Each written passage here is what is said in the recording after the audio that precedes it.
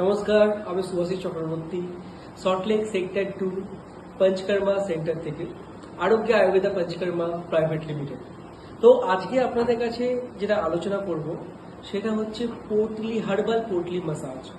Herbal potli massage এটা অনেক রকমের হয়, 7-8 রকমের হার্বাল পোটলি মাসাজ হয়, মতলব পোটলি হয়, যেটা আপনার ড্রাই পোটলি হতে পারে, তারপরে আমাদের বিভিন্ন 7-8 রকমের পাতার পোটলি হতে পারে, তারপর ওদের নবড়া কিরি একটা আছে পোটলি, তারপরে ওদের বালি দিয়ে হয়, লেবু টেবু দিয়ে অনেক কিছু ইনগ্রিডিয়েন্টস দিয়ে আমাদের পোটলি হয়। সেটা ডিপেন্ড করে কার কোন প্রবলেমটা আছে তার উপর।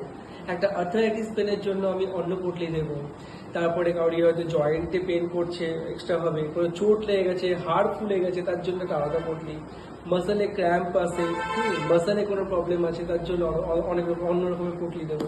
তো আজকে যে পোটলিটা দেবো সেটা হচ্ছে আবার স্বস্তিকা শালিনী পিন্ডাস বেদানা। সেটা হচ্ছে একটা হার্বাল পোটলি।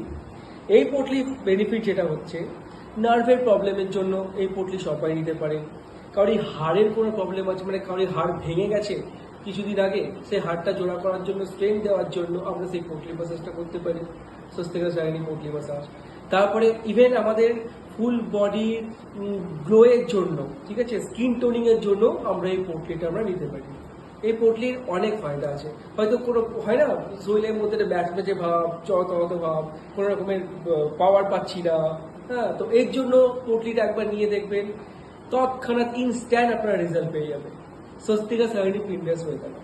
চলুন দেখা যাক কি করে আমার এই পোটলিটা মাসাজটা হচ্ছে।